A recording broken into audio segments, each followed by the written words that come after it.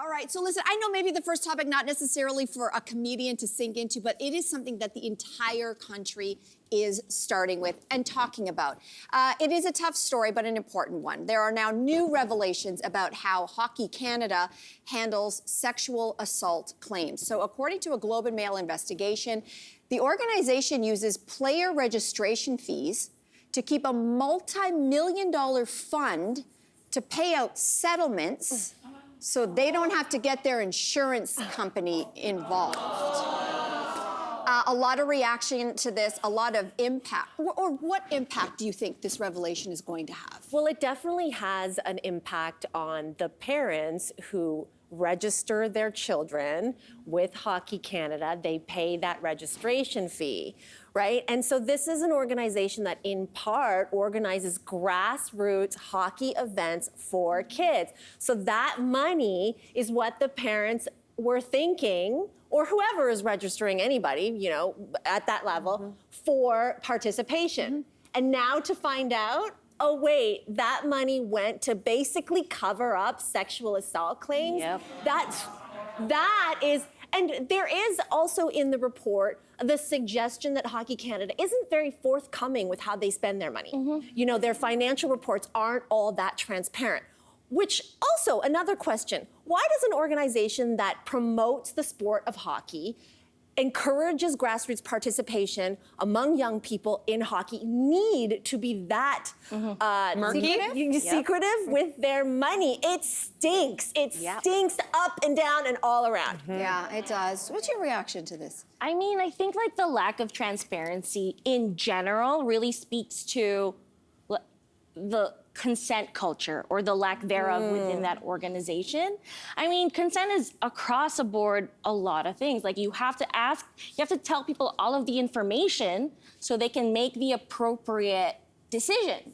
And so obviously, if someone who, you know, an organization that's not transparent about how they're spending your money, it's not a surprise like where their priorities lie when it comes to making sure that, you know, they're giving everyone the information that we need. It's funny, I thought you were going to go somewhere else with consent, because I think that is also, in a different form, a really central part to this particular story.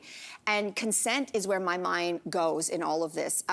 When the story first broke, and it was actually TSN's Rick Westhead who broke this first story, that there had been a big settlement paid out to a young woman, and there were allegations of a gang sexual assault in her case.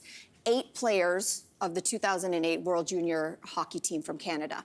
And, you know, what my first thing went to was, I'm really afraid for this young woman 4.5 years later, because now we are getting more information. I'm afraid her identity is going to be put out there. Maybe she doesn't want it to be, let's be honest, because there is a massive culture of secrecy and protection for the game's top players. Let's just call it what it is.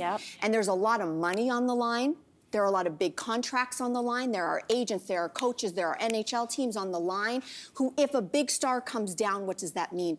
And why I'm scared for her is because it will quickly become, I think, character assassination. Yes, it will. They will work very hard to discredit this young woman. And it's already starting. But where journalism shines is getting the information out.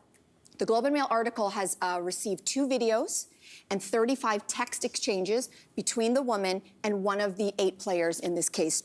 I do want to read it out to you, and I will warn people, this is triggering. And I think if you've had any sexual assault or any sort of problematic sexual encounters in your past, this may be difficult to hear. But this is going to speak to where this case may go.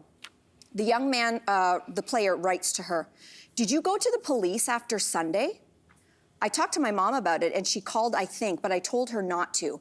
I do not want anything bad to come of it, so I told her to stop," she writes. "You said you were having fun," the player wrote. "I was really drunk. I didn't feel good about it at all after, but I'm not trying to get anyone in trouble. I know I was in the wrong too," she writes. "I was okay with going home with you. It was everyone else afterwards that I wasn't expecting." That's 7 other players. "I just felt like I was being made fun of and taken advantage of." He writes, "I understand that you are embarrassed about what happened, but you need to talk to your mother right now and straighten things out with the police before this goes far. This is a serious matter that she is misrepresenting and could have significant implications for a lot of people, including you. So I write low-key this. threatening. Do you think by the way, she's clearly said on many occasions she wasn't comfortable. Do you ever hear I feel really bad or I'm sorry? No. He was not worried about that. He was worried about what this could do to him, to the team, to the players. Not on one moment did he feel anything for what she was expressing. And I say that because get ready, if her name gets out there, I fear that they are going to try to drag her name through the mud, and that's not fair. Yeah, agreed. I just want to point out that the Canadian Hockey League was handed a class action lawsuit in 2020 that alleges that Canadian major junior hockey have, and I quote, perpetuated a toxic environment that condones violent, discriminatory, racist, sexualized, and homophobic conduct, including physical and sexual assault. Okay, that's right in the lawsuit. And I just want to point out that a few years ago, when members of our show, when we discussed a kind of problematic culture surrounding hockey, we received death threats. My colleague almost lost her job for pointing that out. There was such a visceral and swift reaction from people, even extended colleagues. That continues today. It was so disgusting and so disheartening. And so while this story is so heartbreaking, I am glad that people are finally waking up to something that needs to be addressed. And I want to point out that as a mother of a son, and I've said this before, anyone who knows, kids don't come out this way. This is not an attack against boys or boyhood or hockey as a sport. But there is a culture going on that this is not new. There's a journalist named Laura Robinson. She published a book on junior hockey culture in particular 25 years ago. And in that, she goes through a number of high-profile rape allegations, gang rape allegations that have happened throughout our country. I won't get into some of the details because they are harrowing. But in often cases, what you're saying is the young woman in it, 16, 17 years old, they are painted as being, irreliable witnesses, unreliable witnesses. One almost tried to take her life. I could go on and on. But I would just say that in her research, this author said, she noted that for many of these young players, it's their rookie initiations that are fraught with hypersexualized aggression, degradation, humiliation. So what is happening to these young boys? What kind of toxicity is being given to them that is steeped in misogyny, steeped in homophobia, maybe steeped in even them disassociating with their own bodies because they're being pushed to such a level in order for them to dehumanize some of these women. Again, this wouldn't be across the board, but when you talk about how risky it would be for some of these boys to even come forward to talk about their other players, what's going on, if it's been shrouded in secrecy, if it's been shrouded in a code, my only sadness is that when these guys get brought out, if they're named, if they get penalized, which they should, there should be repercussions. How many players before then? How many coaches before them? How many, leaders in the community were also guilty of the exact same thing, and their stories will never come to light? And those victim stories will never be told Exactly. as well. Exactly. Yeah. Listen, the story's going to continue to unfold. Of course, we will continue to talk about it here as well.